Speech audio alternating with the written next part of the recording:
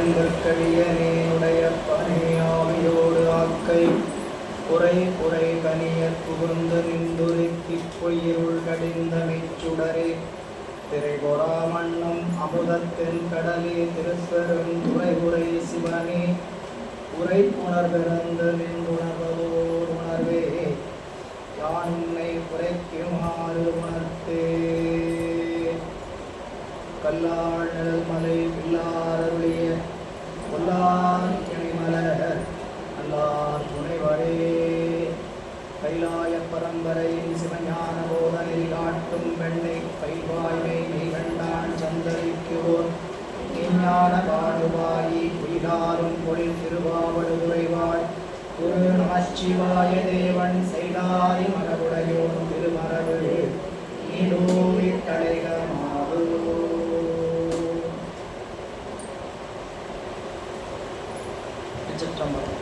எல்லாம் வல்ல இறைவனுடைய அருட்பெரும் கருணையினாலும் குருவருளும் முன்னின்றரும் செய்ய திருவாவூரை ஆதீன சைவ சித்தாந்த நேர்முக பேச்சு மையத்தின் வாயிலாக தொடர்ந்து சித்தாந்த சாத்திர கருத்துக்களை சிந்திப்பதற்கு குருவருளும் திருவருளும் நமக்கு வாய்ப்பை வழங்கி இருக்கின்றது. அந்த வகையில் குருவர்களையும் திருவருளையும் மனம் மொழி மெய்களாலே வணங்கி அடியேனை சென்னையில் ஆற்றுப்படுத்திய ஆசிரியர் பெருமக்களின் திருவடிகளையும் அருட்குருநாதர் ஐயா அவர்களின் திருவடிகளையும் மனம் மொழி மெய்களாலே வணங்கி திருவாவூரை ஆதீன குரு மூர்த்தமாக விளங்கக்கூடிய குரு முதல்வர் நமச்சிவாய மூர்த்திகளின் திருவடிகளையும் இன்றைய ஞானில் ஞான செங்கோல் ஓச்சி வரக்கூடிய குருமகா சன்னிதானம் அவர்களின் திருவடிகளையும் திசை நோக்கி வணங்கியும் வாழ்த்தியும் மகிழ்ந்தும் இயக்குனர் ஐயா தம்பிரான் சுவாமிகள் உள்ளிட்ட அனைத்து பெருமக்களையும் அமைப்பாளர் ஐயா அவர்களையும் மனமொழி மெய்களாலே வணங்கி இன்றைய ஞான சிந்தனையை சிந்திக்க எழுந்தருளி இருக்கக்கூடிய அத்தனை அன்பர் பெருமக்களின் திருவடிகளுக்கும் பணிவான வணக்கங்களை வெளிக்காட்டிக் கொண்டு அன்பர்களே, நாம் திருவாவூரை ஆதீன சைவ சித்தாந்த மையத்தின் வாயிலாக தொடர்ந்து சாத்திர கருத்துக்களை சிந்திப்பதற்கு குருவருளும் திருவருளும் நமக்கு பாலித்திருக்கிறது. இந்த வாய்ப்பு நமக்கு ஏற்படுத்தி கொடுத்தவர் 23வது குருமகா சன்னிதானம் என்கின்ற சிவபிரகாச சுவாமிகள் என்கின்றவர் தான் முதல்ல இந்த சித்தாந்த கருத்துக்களை எல்லாம் எல்லா மக்களுக்கும் சென்று சேர வேண்டும் என்று வெளியே கொண்டு வந்தாங்க. அவங்கள தான் இன்றைய நாளில் நாம் நினைத்து பார்க்க வேண்டிய முக்கியமான ஒரு நபர். எல்லாரும் குரு பரம்பரையில் நிறைய நந்தி பெருமான் தொடங்கி நமக்கு குரு பரம்பரையில் எத்தனையோ பேர் இருந்தாலும் இன்றைக்கு இந்த நூல் நம்ம கையில் திகழுதுன்னா அதுக்கு காரணம் 23வது குருமகா சன்னிதானம். இன்னைக்கு இருக்கிறவங்க 24வது குருமகா சன்னிதானம். அவருடைய திருவடிகளையும் மனமொழி மெய்களால் நாம் வணங்கி கொண்டு நாம் இந்த சித்தாந்த சாத்திர சிந்தனையில் கடந்த வகுப்புகளில் திரும்ப அந்த சித்தாந்தத்தினுடைய அடிப்படை கொள்கைகள் தத்துவங்களை எல்லாம் பார்த்துருக்குறோம். உண்மை விளக்கம்னு ஒரு நூல் பார்த்துருக்குறோம். திருவருட் பயனும் ஒரு நூல் பார்த்துருக்குறோம். இதை கடந்து சிவஞான போதத்தில் 8ஆம் நூற்பாவை இன்றைக்கு தொடங்கி கொள்ளணும். இது இன்றைக்கு இப்போ நீங்கள் திருவருள் அறிவுறுத்தின வகையில் திருவருள் உணர்த்தின வகையில் இதை செய்திருப்பினும் இதெல்லாம் நமக்குரியதல்ல, ஆசிரியருக்குரியது, எங்களுடைய பெருமகனாருக்குரியது என்று அப்படின்னு கருதி கொள்கிறேன். அதனால தான் அவங்க எப்படி அதை தெரிஞ்சுக்கிறாங்கன்னு கேட்டிங்கன்னா, போன மாதம் கடந்த வகுப்பு நம்மளுடைய மோகனையா எடுத்தாங்க. அவங்க இந்த நூலை தொடர்ச்சியாக சிந்திக்கணும், சரிங்களா? அவங்க எடுத்து சொல்கிறாங்க, பாடம் எடுக்க நீங்கள் தான் எடுக்கணும் அப்படின்னு கேட்குறேன்.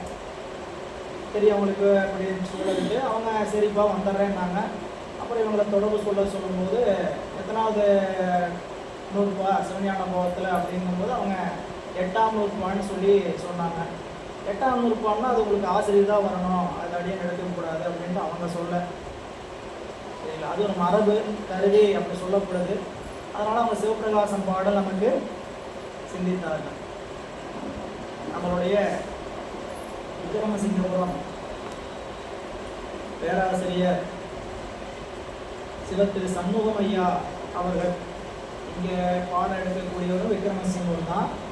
அவர் மீ சண்முகம் அப்படின்ட்டு கா சண்முகம் ஐயான்ட்டு 2 பேருமே விக்ரமசிங்கத்துக்குரிய திருவருளும் வாய்த்தவர்கள். அதில் நம்மளுடைய காசு அன்புமையா அவர்கள் மிகுந்த சித்தாந்தத்தை மிகுந்த நுட்பத்தோட கேள்வி பதிலோடு சொல்லக்கூடியவர்கள். மாபாடியத்தில் மிகுந்த தொன்மை உடையவர்கள், அதில் ஆழங்கால் பதிந்தவர்கள். அவங்க சிவஞான போதம் நடத்த ஆரம்பித்தாவே முதல் 8ஆம் நூற்பா நடத்திட்டு தான் மற்ற 1ஆம் நூற்பாவுக்கே போவாங்க.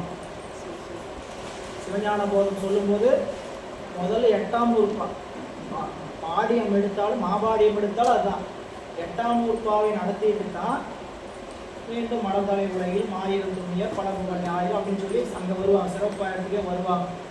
அப்போ அந்த குருவினுடைய அருள் பெற்று தான் சிவஞான போதத்தை சிந்திக்க வேண்டும் அப்படிங்கிறது ஒரு மரபு. அந்த மரபு திருவருள் நமக்கு இன்னைக்கு அப்படி நீங்கள் செய்துட்டீங்க. திருவருள் பெருமானுடைய திருவடிக்கும் ஞானாசிரியர் திருவடிக்கும் ஆகுக. நாம் 7 நூற்பா நிறைவு செய்திருக்கிறோம். இந்த நூற்பா 12 நூற்பாக்கள் சைவ சித்தாந்தத்தில் சிவாகம பகுதிகளில் 4 பாதம் உண்டு. சரியே கிரியே யோகம் ஞானம் என்று சொல்லக்கூடிய 4 பாதத்தில் ஞானபாதத்தை பற்றிய ஆராய்ச்சிக்குரிய நூலாக விளங்குவது சிவஞான போதம். அந்த ஞானபாதத்தில் முப்பொருள் பதி பசு பாசம் என்று சொல்லக்கூடிய முப்பொருளுங்க. அந்த முப்பொருளை பற்றி ஆராய்ச்சி. அந்த ஆராய்ச்சியில் முதல்ல இந்த 3 பொருள் உண்டா இல்லையா என்று நூற்பாவை அமைக்கிற இந்த சிவஞான போதம் 12 நூற்பாக்களில் முதல் 3 நூற்பா பதி உண்டு, பாசம் உண்டு, பசு உண்டு என்று சொல்கின்ற பிரமாண இயல். அடுத்த 3 நூற்பா பிரமாணத்தினால் அறியப்பட்ட பொருளுக்கு இலக்கண இயல் சொல்றாரு. பசுவுக்கு இலக்கணம், பாசத்திற்கு இலக்கணம், பதிக்கு இலக்கணம். அப்படி இலக்கணத்தை உணர்ந்த வகையில் பதியை அனுபவிக்கின்ற பொருள் எது? பாசமா, பசுவா, அல்ல பதியே தன்னை அனுபவித்துக் கொள்ளுமா? அப்படிங்கும் போது அதை அனுபவிக்கக்கூடிய தகுதி உரிமை யாரிடத்தில் இருக்கிறது? பசுவாகி உயிருக்கு தான் இருக்குங்க. அதனால அந்த சாதனை, இந்த பசு செய்ய வேண்டியது சாதனை என்கின்ற வகையில் அதனுடைய சாதனைகளை சொல்கின்ற வகையில் 7, 8, 9 சாதனைகள். சாதனை செய்தால் என்ன உண்டாகும்? பயன் உண்டாகும். அந்த பயனை சொல்வது பயனியல். 9ஆம் 10ஆம் நூற்பா, 11ஆம் நூற்பா, 12ஆம் நூற்பா. அப்போ நூற்பா சூத்திரம் இந்த நூல் எப்படி அமைஞ்சிருக்குது? 12 நூற்பாக்களை உடையது. இந்த 12 நூற்பாக்கள் 2 இயல், பொது இயல், சிறப்பியல். அந்த பொது இயலில் பதியை பற்றியும் இறைவனை பற்றியும் உயிரை பற்றியும் பாசங்களாகிய கூட்டங்களை பற்றியும் உண்டு தெரிந்து கொள்வது 3 பிரமாண இயல். அதற்கான இலக்கணத்தை தெரிந்து கொள்வது இலக்கண இயல். அந்த இலக்கணத்தை வாயிலாக நாம் அனுபவத்துக்கு செல்கின்ற பகுதி சிறப்பதிகாரம், சாதனையியலும் பயனியலும். இவ்வாறு இந்த நூற்பா 12 நூற்பா நாம் படித்தோம். அப்புறம் இந்த நூலுக்கு ஒரு சிறப்பு பாயிரம். இந்த நூலை ஏன் படிக்கணும்? இந்த நூலை படிக்கிறதுனால நமக்கு என்ன பயன் விளையும்? யாரெல்லாம் இந்த நூலை படிக்கணும்? யாரெல்லாம் படிக்கணும்? இந்த நூலை யாரெல்லாம் படிக்கணும்? இந்த நூலை படிப்பதற்கு தகுதி என்ன? நூலை படிக்கிறதுக்கு தகுதி என்னங்க? நூலை படிப்பதற்கு தகுதி தீக்கை வாங்கி இருக்கணும் அப்படின்னு சொல்றார். சரிங்களா? நமக்கெல்லாம் எல்லாத்துக்கும் தீக்கை நிகழ்ந்துருச்சா என்ன? அதனால இந்த தீக்கை என்கின்ற முறையை பெற்றுதான் இந்த நூலை சிந்திக்க வேண்டுங்கிறது சொல்ற அளவுக்கு இந்த நூல் உயரிய நூல். ஏங்க அப்படி சொல்றாங்க அப்படின்னா, தீக்கை வாங்கும்போது சாதனை செய்வோம். சாதனையினால அறிவில் இருக்கக்கூடிய அறியாமை அகலும். அறியாமை நீங்கும் போது சிவத்தினுடைய தன்மை விளங்கும். நான் யார், சிவம் யார்னு விளங்கும். அதுக்குத்தான் தீக்கை. சரிங்களா? இது நம்ம நாள்தோறும் குருநாதரை நினைக்கிறோம். தீக்கை வாங்கிறதுக்கான சூழல் இல்லாதவங்க தீக்கை வாங்காமல் இருக்கிறோம், அவ்வளவுதான். எல்லாருக்கும் குடும்ப சூழலுங்கிறதுனால சில பேர் தீக்கை வாங்குறதுக்கு தயங்கிட்டு இருக்கிறோம். எல்லாரும் இப்போ குடும்பத்தில் எந்த இடர்பாடு இல்லைன்னா தீக்கை வாங்காம விட்டுருவோமா என்ன?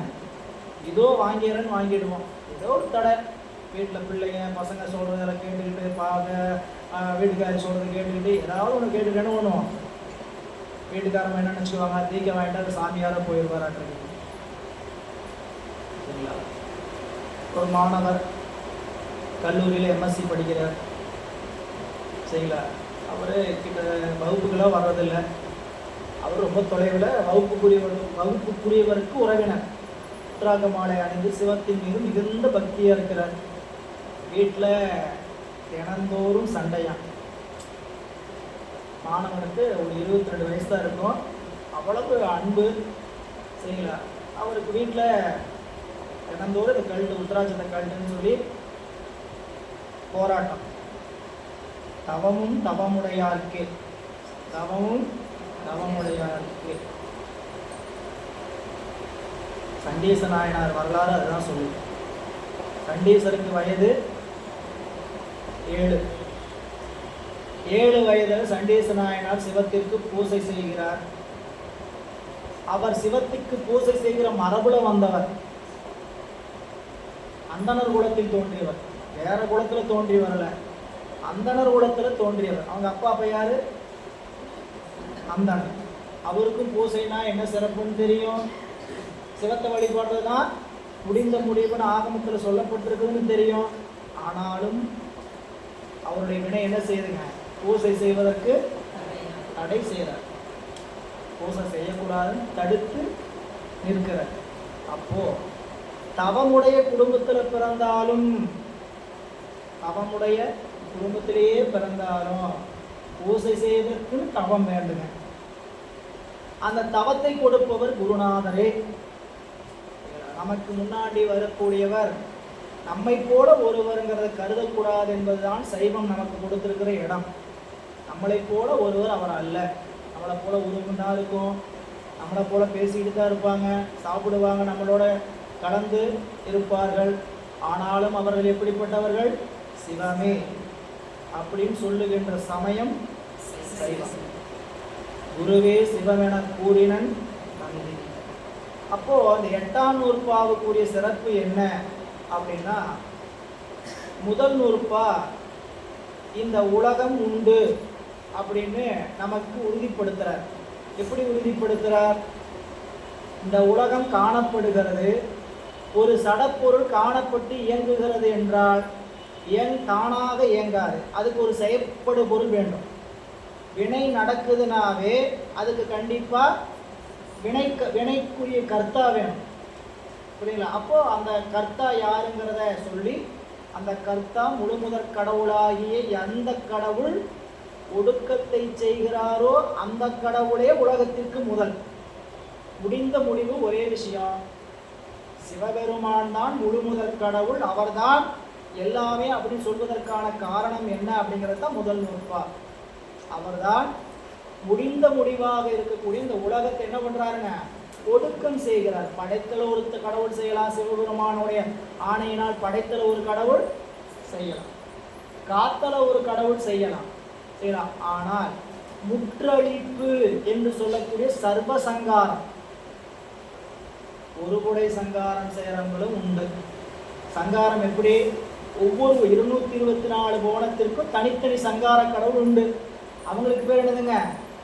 ஏகதேச சங்காரம் செய்கின்ற ருத்திரன், குனி ருத்திரன். அந்த ருத்திரனுக்கு பேரு குனி ருத்திரன். சிவபெருமானுக்கு பெயர் மகாருத்திரன்.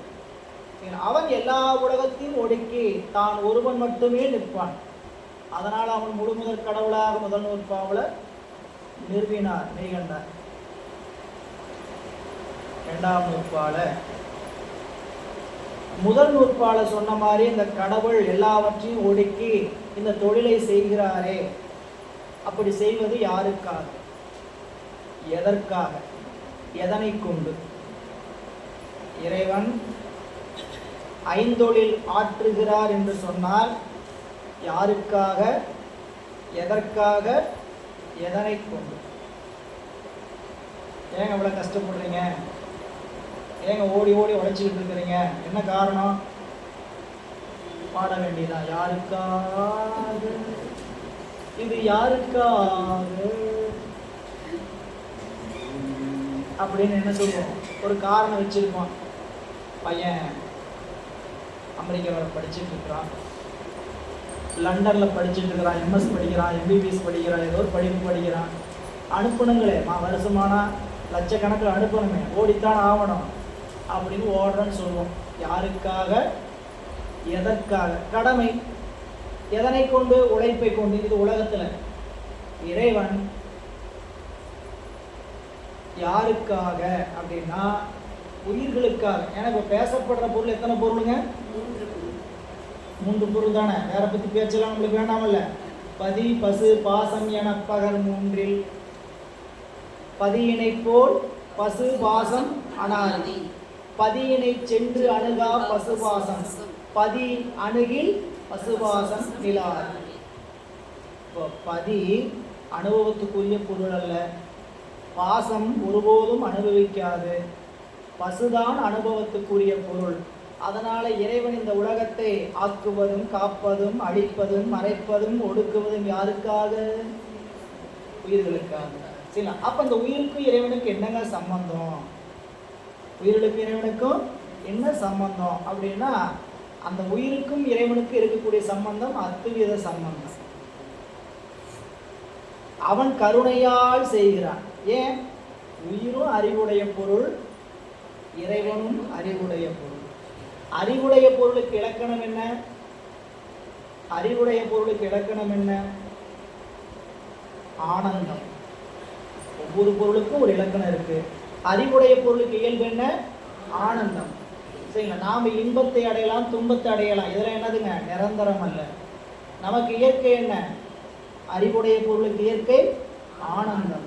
ஆனா நம்ம அப்படியே இருக்கிறோம், துன்பத்துல சிக்கிட்டு இன்பத்துல துள்ளிக்கிட்டு இப்படி இருக்கிறோம். இப்போ இறைவன் பார்க்கிறார், இந்த பிறப்புல இந்த உயிருக்கு என்ன பிறப்பை கொடுத்து ஒவ்வொரு பிறப்பாக கடத்தி மானுட சட்டை என்று சொல்லக்கூடிய மனித பிறப்பை கொடுத்து இந்த அறிவு இறைவனை அறிவதற்கான அறிவை உடைய பிறப்பு, நீ அறிந்து கொள் என்பதற்காக இறைவன் கருணையோடு செய்கிறான். அதுதான் அவனுக்கு நமக்கு இருக்கக்கூடிய சம்பந்தம். சரிங்களா? இறைவனுக்கு நமக்கு இருக்கக்கூடிய சம்பந்தம் பிரிக்க முடியாத சம்பந்தம். பொருள் 2, சம்பந்தம் 1. பொருளால் 2 பேரும் வேற வேற இல்லை, கலப்பினால் ஒன்றாயும் வேறாயும் உடனாயும் அவையே தானேயாய். ஏன் அப்படி கலந்திருக்கிறார்? இந்த உயிரிட்ட குற்றம் இருக்குது. குற்றம் இருக்கிற இடத்துல அவர் கலந்திருந்தா தானே களைய முடியும். இல்லை, என் மகன் குற்றம் செய்யறான், தப்பு பண்றான் அப்படின்னா என்ன பண்ணணும்? அவனோட கலந்திருந்து நான் அவனோட கலந்திருந்து திருத்தணுமா? விட்டுட்டு நீ போ எங்கேயாவது, சரி அப்படின்னு விட்டோம்னா திருந்துவானா? அப்போ உயிர்களிட்டு இருக்கக்கூடிய மலங்கிற குற்றம் நீங்கிறதுக்காக சிவம் என்ன செய்கிறார்? நம்மோட கலந்திருக்கிறார். சரிங்களா? ஆணவத்தினோடு அத்துவிதமானபடி மெய் தானுவினோடு அத்துவிதமாகும் நாள் என்னாலோ. சொன்ன செய்திய தாய்மானவர் கேட்கிறார்.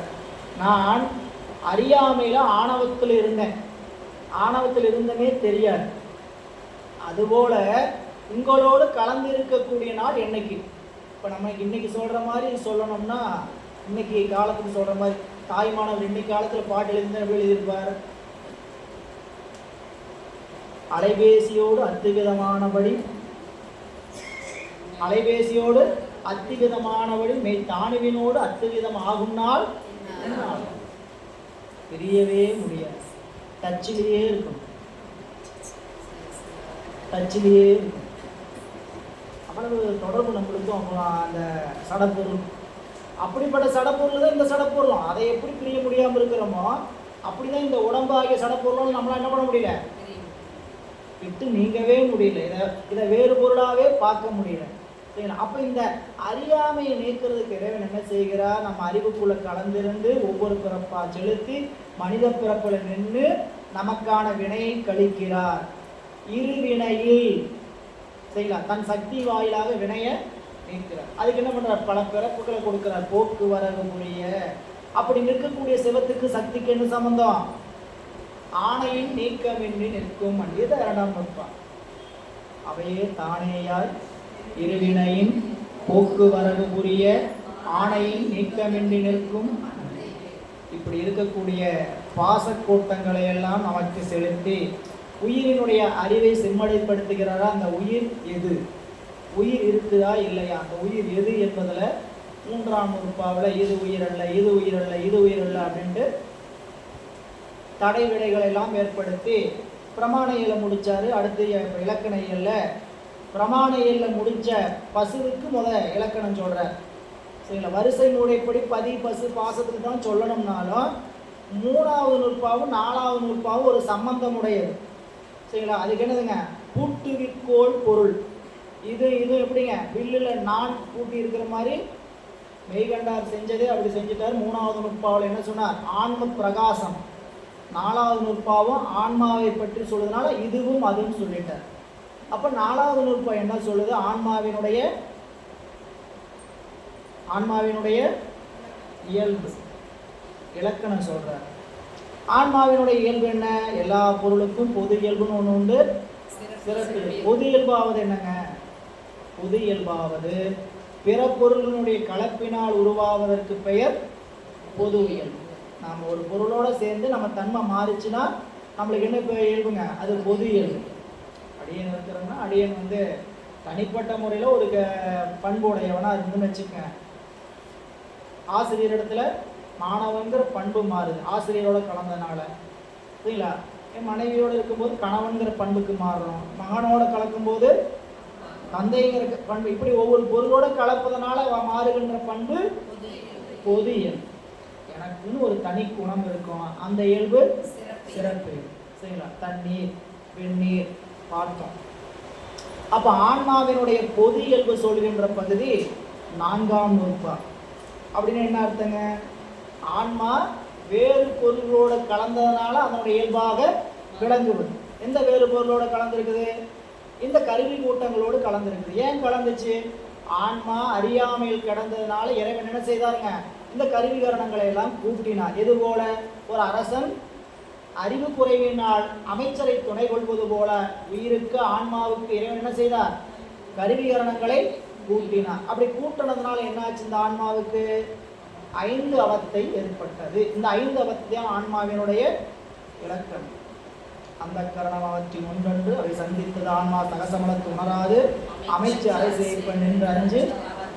ஆன்மா ஆகிய உயிருக்கு நம்மளுக்கு பொது இலக்கணம் என்ன, கருவிகளோடு கூடி மயக்கம் அடைவது, 5 அவத்தைப்படது நிலை மாறுபாடு அடைவது. கருவிகளோட கூடனா நம்ம நிலை மாறுபாடு அடைவோம் அப்படின்னு அவத்தை பற்றி சொல்லணும் பகுதி 4ஆம். அடுத்தது 5ஆம் நூற்பாவில் பாச இலக்கணம் சொன்னார். இந்த பாச இலக்கணத்தை ஏற்கனவே 2ஆம் நூற்பாவில் சொல்லப்பட்டிருப்பதனால 5ஆம் நூற்பாவில் அந்த பாசத்தை செலுத்துகின்ற சக்தியாக விளங்கக்கூடிய திரோதான சக்தி, அந்த சக்தியினுடைய இயல்பை சொல்ற. திரோதான சக்தி எப்படிப்பட்டது அப்படின்னா, நமக்கு விளம்பிய உள்ளத்து மெய்வாய் கண் மூக்கு அளந்தறிந்து அறியா.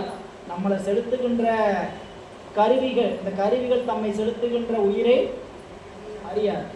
செவி தோல் கண் நாக்கு மூக்குன்னு சொல்லக்கூடிய இந்த 5 கருவிகளும் நமக்குள்ள இருக்கக்கூடிய உயிர்தான் செலுத்துகிறதுன்னு தெரியாது, தன்னையும் அறியாது. அது அவை போல ஆங்கவை போல அதை போல இந்த உயிரும் தன்னை செலுத்துகின்ற தலைவனை அறியாது அப்படின்னு சொல்லி, அப்போ உயிர்களை செலுத்துவது இறைவனுடைய சக்தி. சரிங்களா? இப்போ கருவி கூட்டங்களோடு இருக்கிறதுனால இப்போ செலுத்துகிற சக்திக்கு பேர் என்னதுங்க, திரோதான சக்தி. இந்த திரோதான சக்தி பக்குவம் வர்ற காலத்தில் உயிரை சிவத்தை நோக்கி செலுத்தும். அப்போ அந்த சக்திக்கு பெயர் அருட்சக்தி. இது 5ஆம் நூற்பா. இனி 6ஆம் நூற்பாவில் இந்த மூன்று பொருளில் பதி பசு பாசம் என்று சொல்லக்கூடிய முப்பொருளில் மீதம் எஞ்சி இருக்கக்கூடிய பதியினுடைய இலக்கணம் கூற போகிறார். பதியினுடைய இலக்கணமும் பொது இலக்கணம் சிறப்பிலக்கணம் 2 உண்டா இல்லைங்களா? அப்போ அதே 2 இலக்கணமாக சொல்லணும்னா 6ஆம் நூற்பாவில் பதியினுடைய பொது இலக்கணம் ஏற்கனவே இறைவனுக்கு எங்க சொல்லியாச்சு. இறைவனுக்கு பொது இலக்கணம் எதுன்னு சொல்லுங்க. இறைவனுக்கு பொது இலக்கணம் என்ன? பொது இலக்கணம் என்றால் என்ன? பொது இயல்புனா என்ன? பிற பொருளுடைய கலப்பினால் மாறுகின்ற நிலைக்கு பேரு இறைவன் பிற பொருளோடு கலந்து என்ன செய்கிறாரு? ஐந்தொழில் செய்கிறார். அவன் ஐந்தொழில் செய்வது அவனுக்கு பொது இலக்கணம். அது எங்க சொல்லியாச்சு?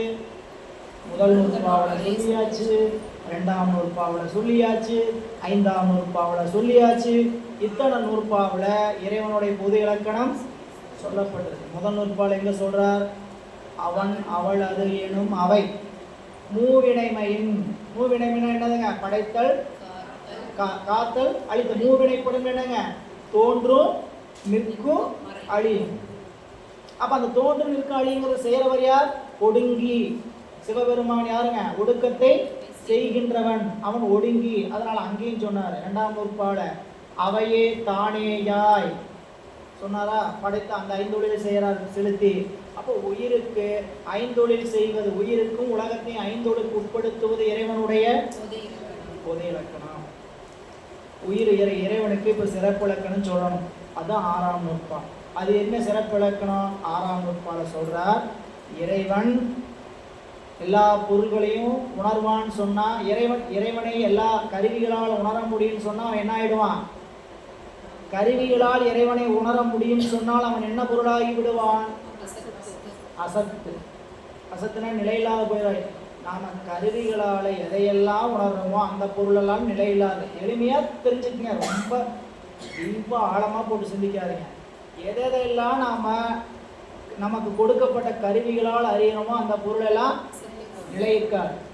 ஒரு நாளைக்கு என்ன ஆயிடும்? அழிந்துடும், காரணத்துல போய் ஒடுங்கிடும். எதெல்லாம் நிலையில்லாததோ அந்த பொருளுக்கெல்லாம் என்ன கிடையாது? ஒரு கால வரையறை கிடைக்கும். அதை சொல்றாரு, இறைவன் கருவிகளால் அறிய முடியும்னு சொன்னா அவன் என்ன ஆயிடுவான்? அசத்தாயிடுவான். அறியவே முடியாதுன்னு சொன்னா அவன் இல்லாத பொருளாயிடுவான். எப்பயுமே அறிய முடியாதுன்னா அந்த பொருள் இருந்த எண்ணெய் அது இல்லை. அப்ப என்ன சொல்லுங்க? ஒருவாறு அறியலாம், ஒருவாறு அறிய முடியாது. எப்படி அறியலாம்? அவனருடையே துணையாக கொண்டு அறிஞ்சிங்கன்னா அறியலாம். நம்மளுடைய கருவிகளாகிய அறிவோ நம்மளுடைய அறிவை கொண்டோ அறியணும்னு நினைச்சிங்கன்னா அறிய முடியாது. அப்படி அறிகின்ற அறிவு பொருளாக இருப்பவன் சிவன். அதைத்தான் இறைவனுடைய சொரூப இலக்கணம் சொல்றார். அந்த ஆறாம் நூற்பால உணர்வுரையனின் அசத்து. உணர முடியும்னா உணர்வுரையனின் அசத்து. உணராதெனின் இன்மை. உணரவே முடியாதுன்னு சொன்னா இன்மை. இரு திறனும் அல்லது. இறைவன் எப்படிப்பட்டவர்? இரு திறனும் அல்லது. இரு திறன் அல்லதுங்கிறது எப்படி சொல்லணும்? இரு திறனும் அல்ல. என்ன இரு திறனும் அல்ல? இறைவனை ஒருவாற்றான் அறியவே முடியாது, ஒருவாற்றால் அறியலாம். அப்படி எப்படி ஒருவாற்றால் அறிய முடியாததுக்கு காரணம் பாசஞானத்தினாலேயோ பசுஞான. பாசத்துக்கு ஞானம் உண்டா? பாசத்துக்கு ஞானம் இல்லையா? பாசம் என்பது என்ன? பாசம் என்பது என்னங்கம்மா? கருவிகள். பாசம் என்பது கருவிகள். இந்த செவி, தோல், கண்ணாக்கு, மூக்கு இவைக்கெல்லாம் அறிவு உண்டா? இல்லை. புரியல? அப்போ கருவி கூட்டங்களுக்கு அறிவு கிடையவே கிடையாது. அது அப்படியா? கருவிகளுக்கு அறிவே இல்லையே, அப்படியே அதுக்கு பாச ஞானம் சொல்றீங்க. பாசத்தினால் வருகின்ற ஞானம். உயிருக்கு கருவிகளால் வருகிற ஞானம்னால அதுக்கு பேர் என்னதுங்க? பாச ஞானம். பாசத்துக்கு ஞானம் உண்டு நினைச்சுக்கூடாது. கருவிகளுக்கு ஒருபோதும் அறிவு இல்லை. பாச ஞானம் அப்படின்னா பாச கருவிகள், பாசம் என்று சொல்லக்கூடிய கருவிகளால் உயிருக்கு வருகின்ற அறிவு, அந்த ஞானத்துக்கு பேரு பாச ஞானம். பதிஞானம், பசு ஞானம்னா உயிருக்கு தன்னறிவு ஒன்று உண்டு இல்லையா? அந்த தன்னறிவை கொண்டு அறிவதற்கு பெயர் பசு ஞானம். நான் கருவிகளால் அறிய முடியாதுன்னு சொல்லியாச்சு. இப்போ நான் என்ன ஆகிறேன்னு கேட்டீங்கன்னா, நானே அறிந்து கொள்கிறேன் அப்படின்னு சொல்லி என்ன அறிவு கொண்டு அறிவுன்னு சொன்னோம்னா அதுக்கு பேர் என்னதுங்க? பசு ஞானம். இந்த ரெண்டு ஞானத்தினாலும் அறிவினாலும் இறைவனை. அப்ப என்ன அறியணும்? நான் இறைவனுடைய திருவருளால் அறிகிறேன். நம்ம அறிவது எப்படி அறியணும்? உலகப் பொருளை அறியும் போதும் அதுதான். உலகத்தை அறியும் போதும் அப்படித்தான், இறைவனை அறியும் போதும் அப்படித்தான். உலகத்துல எந்த பொருளை நாம் அறிவினால் அறிந்தாலும் அதை யார் துணை செய்கிறார்? சிவம்தான் துணை செய்கிறது, திருவருள் தான் துணை நிற்கிறது.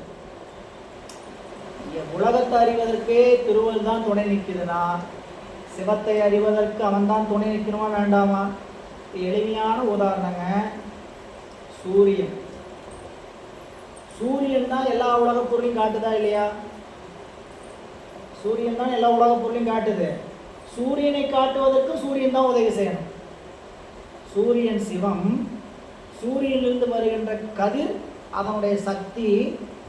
சூரியனாகிய அந்த சிவம் தன்னுடைய சக்தியாகிய கதிரின் வழியாக உலகப் பொருள் மேலப்பட்டு நமக்கு என்ன பண்ணுங்க, உலகப் பொருள் எல்லாத்தையும் காட்டுது, அனுபவத்துக்கு உட்படுத்துது. சரிங்களா? இதுவரைக்கும் சூரிய உதவினால பார்த்த அந்த உலகப் பொருளை பார்த்துட்டு இருந்த அறிவு மறித்து மாறி சூரியனை பார்க்கணும்னு நினைச்சீங்கன்னா அதுக்கும் துணை செய்ய வேண்டியது திருவருளே. அந்த கதிர் தான் துணை செய்யுமே தவிர வேற பொருள் துணை செய்யாது. அப்போ சிவம் உலகத்தை அறிவதற்கும் துணை செய்கிறார். நமக்கு உலகத்தை பார்க்க வேண்டாம் போதும் அப்படின்னு மறிச்சு திரும்பி பார்த்தீங்கன்னா கதிரவனாகிய தன்னை காட்டுவதற்கும் தயாராக இருக்கிறார். அதுதான் அவன் அருளே கண்ணாக கொண்டு காண்பது. சரிங்களா? நீங்கள் இப்போ கதிரோடைய சூரியனுடைய கதிர் உதவி வேண்டாம், நான் சூரியனை பார்க்க முடியுமா கேட்டா பார்க்க முடியாது. திருவருள் தான் உதவி செய்யணும். அப்படி 6ஆம் நூற்பா இறைவனை அவன் அருள் என்று சொல்லக்கூடிய அந்த அருள் அடங்கணும்னா அந்த அருள் நமக்கு காட்டும். அதுதான் அவனுடைய சிறப்பியல்பு என்று முதல் 6 நூற்பாக்களில் பிரமாணம் என்கின்றதையும் உண்டு என்றதையும் அந்த 3 பொருளுக்கு என்ன சொன்னார்? இலக்கணம் சொன்னார். இனி நம்ம கடந்த வகுப்புல 7ஆம் நூற்பாவை சிந்திக்கின்ற பொழுது சாதனையியல் படித்தோம். இந்த சாதனையியலில் சாதிக்க வேண்டிய பொருள் 3 பொருள்ல யார்? பதி, பசு, பாசம் என்கின்ற சொல்லுகின்ற முப்பொருளில் சாதனைக்குரிய பொருள் எது அப்படின்னு ஒரு தொகுப்பை பார்த்துட்டு நம்ம 8ஆம் நூற்பாக்குள்ள இன்றைக்கு சிந்தனைக்கு நுழையலாம். பக்கமெண் 198 7ஆம் நூற்பாவில தொகை பொருள் பாருங்க. 7ஆம் நூற்பா யாவையும் சூனியம் சத்தது ஆகலின் சத்தே அறியாது அசத்திலது அறியாது இருதிறன் அறிவுள்ளது இரண்டலா ஆன்மா. அன்பர்களே, 7ஆம் நூற்பா எதை பற்றி சொல்வது? உயிரினுடைய இலக்கணம் சொல்வது. சரிங்களா? இப்போ முதல்ல உயிரினுடைய இலக்கணம் எங்க பார்த்துருக்கிறோம்? உயிரினுடைய இலக்கணம் முன்பே எங்க பார்த்தோம்? உயிரினுடைய இலக்கணம் 4ஆம் நூற்பாவில் பொது இயல்பு பார்த்துருக்கிறோம். அப்போ இந்த 7ஆம் நூற்பாவில் உயிரினுடைய சிறப்பு இலக்கணம் சொல்ல போறார். உயிருக்கு இருக்கக்கூடிய உண்மை இயல்பு என்ன? உயிர் உண்மையிலேயே உயிர்ங்கிறது எது அப்படின்னா அதுக்கு மெய்கண்டார் விடை தருகிறார். சத்தெதிர் யாவையும் சூனியம். இறைவராகிய பதியின் முன்பாக உலகப் பொருள் அனைத்தும் விளங்கி தோன்றாது.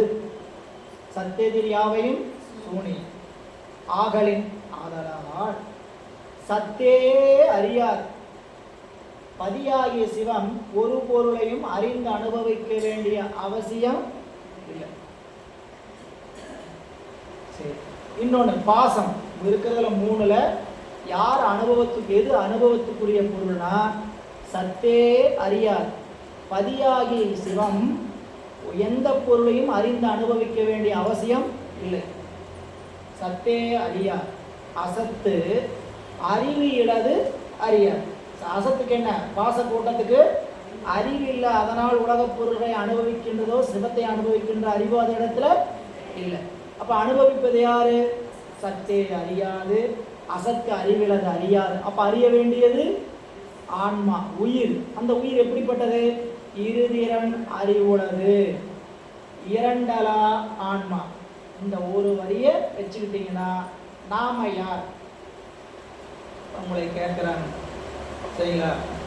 வீட்டில் பையன் கேட்குறான், வீட்டுக்கார் கேட்குறார், இத்தனை நாளா 4வது ஞாயிற்றுக்கிழமையானா முழு நேரம் போய் அங்கே உட்காரையே என்ன தெரிஞ்சுக்கிட்ட? நான் யாருன்னு தெரிஞ்சுக்கிட்டேன். நீ யாருன்னு என்ன தெரிஞ்சுக்கிட்ட? நீ யாருன்னு என்ன கேளு, நான் கட்டுரையாக சொல்கிறேன். நீ என்ன போய் தனியாக போய் படிச்சுக்கிட்டு இருக்கிற அப்படின்னு சொல்கிறதுக்கு பதில் நாம் என்ன சொல்லணும், நீங்கள் யாருன்னு உங்களுக்கு தெரியுமா அப்படின்னா நம்ம பேர், நான் ஊர், இந்த அப்படிப்பட்ட இதெல்லாம் நம்ம இல்லை. இதெல்லாம் நம்ம உடலுக்கான அடையாளம். சரிங்களா? நான் யார் தெரியுமா அப்படின்னா, நான் இருதிறன் அறிவுள்ளவன் அப்படின்னா, இருதிறன் அறிவுள்ளது அப்படின்னா இரு திறனில் அறிவது, இரு திறனால் அறிவது, இரு திறனிலும் அறிவது. இந்த ஒரு வரியை ஞாபகம் வச்சுட்டா நான் யார், இரு திறனையும் அறிபவன். இரு திறனையும் அறிவன், சத்தையும் அறிபவன், அசத்தையும் அறிவன். ஆன்மானா என்ன, உயிர்னா என்ன, உங்களுக்கு கேள்வி இருக்கா? சரிங்களா? நான் யார் அப்படின்னா, நான் சத்தையும் அறிவன், அசத்தையும் அறிபவன். சத்துன்னு என்னதுங்க, சிவமாகிய இறைப்பொருள். இறைப்பொருளையும் அறிவதற்கு எனக்கு தகுதி இருக்கு, உலகப் பொருளை அறிவதற்கும் எனக்கு தகுதி இருக்கு. சத்தையும் அறிவன், அசத்தையும் அறிபவன், இரு திறனையும் அறிபவன். இரண்டாவது, இரு திறனால் அறிபவன். இரு திறனால் அறிபவன் என்னதுங்க, எனக்கு அறிவு சத்தாலும் விளங்கும், அசத்தாலும் விளங்கும். கருவிகரணங்களால் விளங்குகிற அறிவுக்கு பேரு அசத்தால் விளங்குகின்ற அறிவு. இறைவன் திருவருளால் விளங்குகின்ற அறிவுக்கு பேரு சத்தால் விளங்குகின்ற அறிவு. எல்லாமே சத்தால் விளங்குகிற அறிவு தான். ஆனா பக்குவம் வர வரைக்கும் அதை உணர மாட்டான். நான் யாரால் எதால் அறிஞ்சேன், எதால பார்த்தேன், கண்ணால பார்த்தேன், காதால கேட்டேன். இந்த ஆளுங்கிற வார்த்தையை வச்சே புரிஞ்சுக்கங்க. முதல் வார்த்தை என்ன, சத்தையும் அறிவன், அசத்தையும் அறிவன். அந்த உம்ங்கிற வார்த்தை, ஐங்கிற வார்த்தை என்னதுங்க, சரிங்க. இப்போ நான் சமையல் செஞ்சேன், சரிங்களா? சமையல் செஞ்சு யார் சாப்பிட்டேன், நாம தான் சாப்பிட்டேன். அந்த ஐ என்னன்னு கேட்டீங்கன்னா, செய்யப்படும் பொருள் நாம தான். புரியுது? அப்போ கருவிகளை கொண்டு அறிந்ததும் நான் தான், சரிங்களா? கருவியை சிவத்தை கொண்டு அறிபவனும் நான் தான். முதல்ல ரெண்டையும் அறிகின்ற தகுதி என்னிடத்தில் இருக்குன்னு சொன்னார். ரெண்டையும் அறிகின்ற தகுதி இருந்தால் மட்டுமில்ல, ரெண்டையும் அறிந்து அனுபவிக்கக்கூடியவன் நான் தான். ரெண்டாலே அறிபவன் அப்படின்னா, சத்தால் அறிபவன், அசத்தால் அறிபவன். அப்போ கருவிகரணங்களால் நான் உலகத்தை அறிகிறேன், சிவத்தால் கருவிகரணங்களையும் அறிகிறேன், அவரையும் அறிகிறேன். மூணாவது, இரு திறனிலும் அறிவது. இது அனுபவம். இது அனுபவம் என்னது, உலகப் பொருளையும் அதோட அழிந்துதான் அறிவேன், சிவத்தையும் அதோடு அழிந்துதான் அறிவேன். அதை இரு திறனிலும் அறிவது. இரு திறனை அறிவது, இரு திறனால் அறிவது, இரு திறனிலும் அறிவது. அவ்வளவுதான். மூணு ஒரு சொல்ல அடக்கம். இரு திறன் அறிவுள்ளது. அப்ப நான் யாரு, ரெண்டாளா? நீ ரெண்டும் இல்லை, சத்தும் அல்ல அசத்தும் அல்ல. உன்னை சத்துன்னு சொல்லிடலாமா, நீ சத்துன்னு சொல்லிடலாமா அப்படின்னா சத்து தான். ஆனா சிவத்தை நோக்க நீ சத்தல்ல, சிவபெருமான் போல நீ சத்தல்ல. அசத்துன்னு சொல்லிடலாமா? இல்லைப்பா, நீ தான் எல்லா பொருளையும் அறிஞ்சு வினையை சம்பாதிக்கிற, அதனால் நீ அசத்தும் கிடையாது. அப்ப நீ யாரு, சதச்சத்து. நீ சத்தும் அல்ல அசத்தும் அல்ல, சதச்சத்து. இதெல்லாம் ரொம்ப நுட்பமான இடம். நான் சத்து இல்லைன்னு இது ஏன் சத்து இல்லை, புரியல? ஆன்மா மட்டுமல்ல, பதியும் சத்துன்னு சொன்னீங்க, பாசமும் சத்துன்னு சொன்னீங்க, பசுவும் சத்துன்னு சொன்னீங்க. இப்போ பின்னாடி மாற்றி பேசுகிறீங்களேங்க உங்களுக்கு சித்தாந்தத்தில். நான் சத்து தான், ஆன்மா சத்து தான். எதனை நோக்க சத்து, பாசக்கூட்டத்தை நோக்க சத்து தான். ஆனால் பதியை நோக்க இது எப்படிப்பட்ட பொருள் இல்லை, சிவபெருமான் போல நிலை பொருள் அல்ல. நமக்கு என்ன உண்டு, தோற்றக்கேடு உண்டு. ஆன்மாவுக்கு என்ன உண்டு, இறைவனுக்கு தோற்றக்கேடு உண்டா? இல்லையே, தோற்றக்கேடு இல்லை. அவன் எந்த பொருளோடு கலந்தாலும் அவனுக்கு என்ன கிடையாது, தோற்றக்கேடு கிடையாது. சிவம் உலக பொருளோட கலந்தாலும் சரி, நம்மோட கலந்திருந்தாலும் சரி, அவனுக்கு என்ன கிடையாது, தோற்றக்கேடு கிடையாது. சொன்னாரா இல்லையா? வான் கெட்டு மாறுதம் கெட்டு மாய்ந்து அழல் நீர் மண் கெடினும் தான் கெட்டலின்றி. அவனுக்கு என்ன இல்லை, கெடுதல் இல்லை, சலிப்பு இல்லை, தான் கெட்டலின்றி சலிப்பறியா தன்மை. நமக்கு தோற்றக்கேடு உண்டா இல்லையா? எப்படிங்க சொல்கிறோம்? கேட்குறாங்க.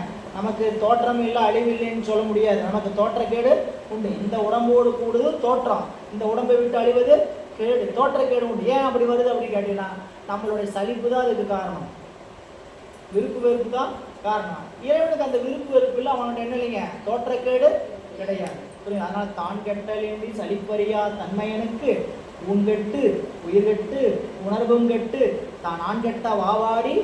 ரொம்ப ஆழமான சித்தாந்த பாடல் எளிமையா மணிவாசகர் பெருமை.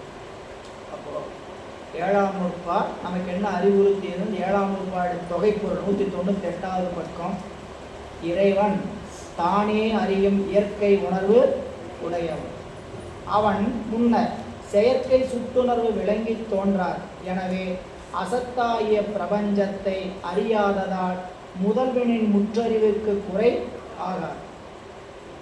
கருவிகரணங்களுக்கு அறிவு உள்ளது போல தோன்றும். ஆராயும் பொழுது அவற்றுக்கு அறிவில்லை என்பது பெறப்படும். பிரபஞ்சத்திற்கு அறிவுண்டு என்பது என்று கூறுவது காணலில் நீருண்டு என்று கூறுவதை போன்றதாகும். அறிவற்ற சடப்பொருளாகிய பிரபஞ்சம் முற்றறிவுடைய சத்துப்பொருளாகிய இறைவனை அறியார். சத்து அசத்து ஆகிய அவ்விரண்டினையும் அவ்விரண்டினாலும் அவ்விரண்டின் கண்ணும் அதுவதுவாய் நின்று அறிவது உயிர் ஒன்றே ஆகும். சத்து அசத்தாகிய அவ்விரண்டையும் அறியும் உயிர் சத்தும் அன்று அசத்தும் அன்று அவ்விரண்டின் வேறாகிய அறிவுடை பொருளாகிய சதசத்து ஆகும். சார்ந்ததன் வண்ணமாய் தன்மையாகிய உயிரின் சிறப்பிலக்கணம் இவ்வாறு இந்த நூற்பாவில் விளக்கப்படும். 7ஆம் நூற்பா வரைக்கும் ஒருவாறு நமக்கு விளங்கி இருக்கும். சரிங்களா? இப்போ இவ்வளவு நாள் படித்தது இந்த பிறப்பில் இந்த உயிர் இந்த உடம்பெடுத்துட்டு வந்திருக்கிறதுக்கான நோக்கம் என்ன அப்படின்னு சொல்லக்கூடிய பகுதியாக விளங்குவது 8ஆம் நூற்பா தொடங்குகிறது. இப்போ தாங்க பாடத்துக்குள்ள உண்மையாகவே போகிறோம்.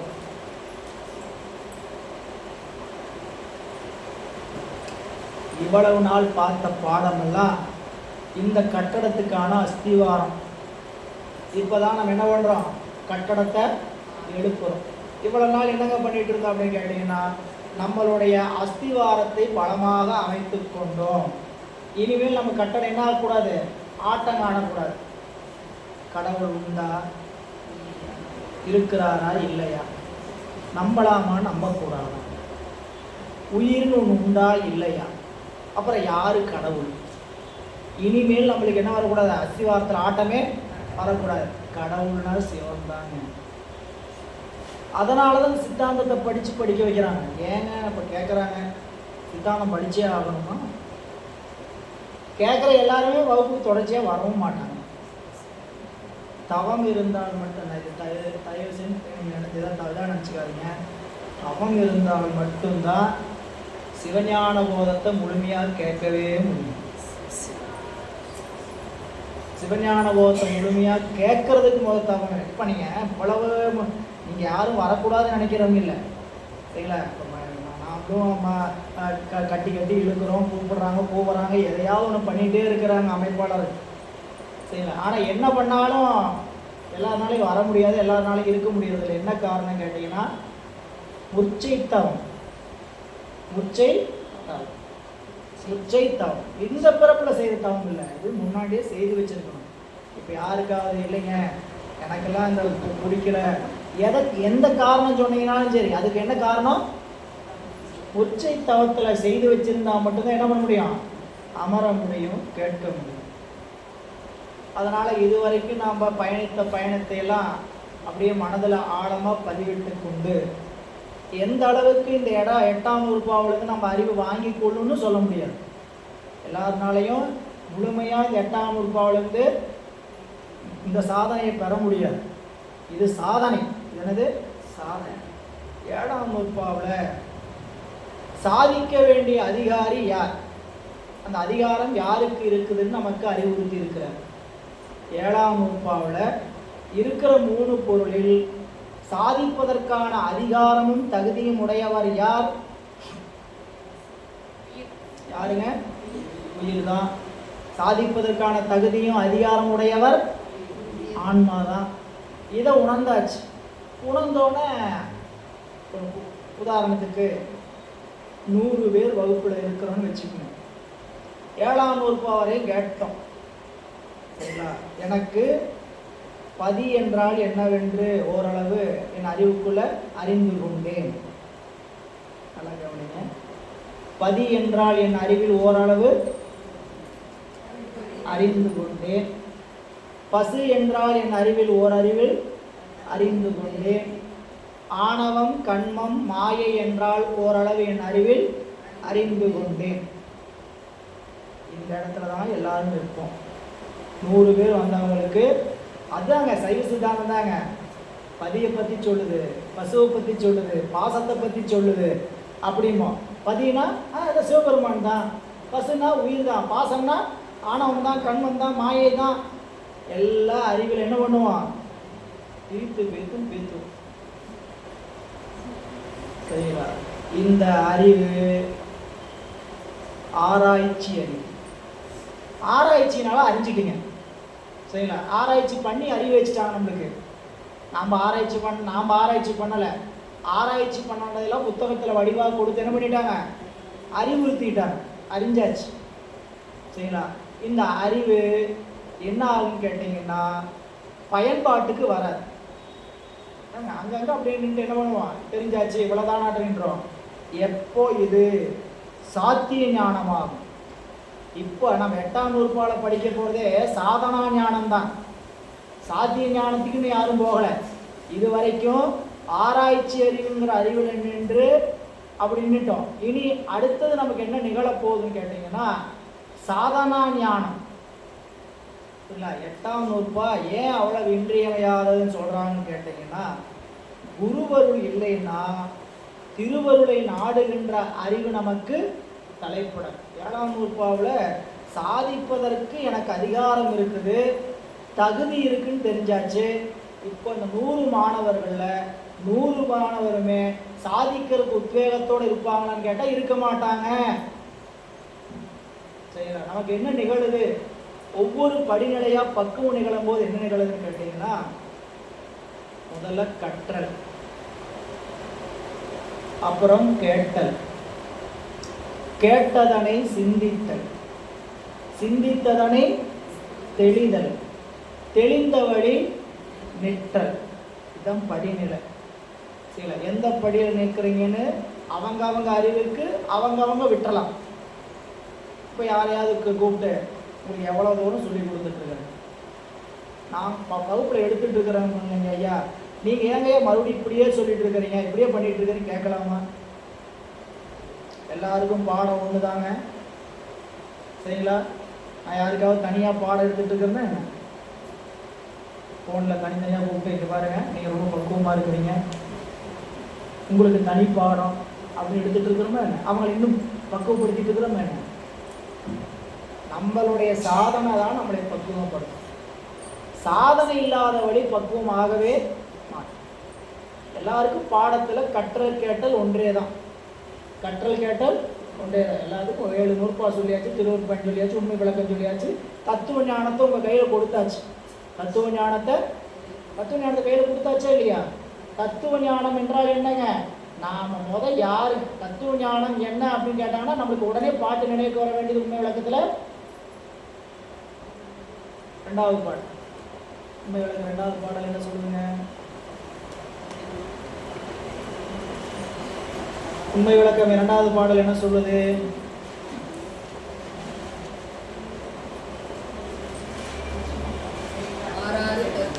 ஆறாறு தத்துவம் ஏது, ஆணவம் ஏது, அன்றேதான் மாறா வினை ஏது, மற்றவற்றின் வேறாக நான் ஏது, நீ ஏது, நாதன் நடம் ஏது, அஞ்செழுத்து தான் ஏது, தேசிகனே சாற்று. தத்துவ ஞானத்தை பற்றி உங்களுக்கு தெரியணும்னா இந்த 8 கேள்வியை மனசு என்ன பண்ணோம்? அச்சடிச்சிடும். ரொம்ப எளிமையானது. உங்களுக்கு பாடம் படிக்கும்போது நல்லா அருமையாக ஞாபகமாக சொன்னீங்க 8 கேள்வியை. பதில சொல்லலை, கேள்வியை நல்லா தெளிவாக தான் சொன்னீங்க சரிங்களா? மாயைனா என்ன, ஆணவம்னா என்ன, கண்மம்னா என்ன, நான் யார், நீ யார், 5 எழுத்துனா என்ன, குருநாதன்னா என்ன, முக்தினா என்ன படித்தோம். இப்போ இந்த தத்துவ ஞானத்தை நம்ம கையில கொடுத்து நம்ம தத்துவ ஞானத்தை பற்றி அறிந்து கொண்டிருக்கிறோமே, நாம கற்றோம் கேட்டோம். யாரெல்லாம் சிந்தனைங்கிற படிக்கட்டுக்கு ஏறணும், சிந்தித்தல். 7ஆம் நூற்பா சிங்கல், 7ஆம் நூற்பா 8ஆம் நூற்பா வரைக்கும் கற்றல் கேட்டல் தான். கேட்டல் என்பது என்னதுங்க? உபதேசம். இப்ப நிகழ்ந்து கொண்டு இருக்கக்கூடியது உபதேசம். யார் நமக்கு உபதேசித்துக் கொண்டிருக்கிறார்? யார் உபதேசித்துக் கொண்டிருக்கிறார்? சிவம் தான் உபதேசித்துக் கொண்டிருக்கிறது. சரிங்களா? யார் வாயிலாக? நந்திய பெருமான் வாயிலாக, மெய்கண்டார் வாயிலாக, நம் குரு மரபிற்கெல்லாம் முதற் குருநாதனாகி, நம்ம குருமரபிற்கெல்லாம் நந்திய பெருமான் சிவத்திட்டு இருந்து வாங்கி அங்கிருந்து மெய்கண்டார்ட்ட டெலிவரி பண்ணி, மெய்கண்டார் நமக்கு என்ன பண்ணிட்டு இருக்கிறாரு? டெலிவரி பண்ணி நமக்கு கொடுத்துட்டு இருக்கிறார். இப்போ 8ஆம் நூற்பா நமக்கு என்ன ஞானத்தை உபதேசிக்குதுன்னு கேட்டீங்கன்னா, உபதேச ஞானம் என்று சொல்லக்கூடிய கேட்டல், சாதனா ஞானம். புரியுங்களா? சாதனை அறிவு. புரியுங்களா? அப்ப 8ஆம் நூற்பாவின் வாயிலாக இந்த சாதித்தலை செய்யும்போது நமக்கு உபதேசம் யார் வாயிலாக வருகிறது? குருநாதன் வாயிலாக. குருநாதனுடைய பெருமையை சொல்றது மட்டுமல்ல, எதுக்கு நம்ம இந்த பூமிக்கு வந்திருக்கிறோம், நாம யார் அப்படிங்கிற விடை தெரிஞ்சாச்சு. இப்போ நம்மளுக்கு 7ஆம் நூற்பால் என்ன ஆயிடுச்சு? கற்றுக்கிட்டோம். நான் யாரு, நான் எதுக்காக வந்திருக்கிறேன் எல்லாம் விளங்குச்சு. நான் யாரு? ரெண்டையும் அறியக்கூடியவன் அப்படின்னு எல்லாம் தெரிந்து கொண்ட சாதிப்பதற்குரிய அதிகாரி யார் என்றும், அந்த சாதித்தலுக்குரிய தகுதி எனக்கு உண்டுங்கிறது தெரிந்து சொல்ல நூற்பா 7ஆம் நூற்பா. இனி 8ஆம் நூற்பாவுக்குள் நாம் நுழையும் போது இந்த சிந்தனையெல்லாம் முன்னாடி வச்சுக்கணும். எதுக்காக 8ஆம் நூற்பா அப்படின்ட்டு நாம் தொடர்ச்சியாக தேநீர் இடைவேளைக்கு பிறகு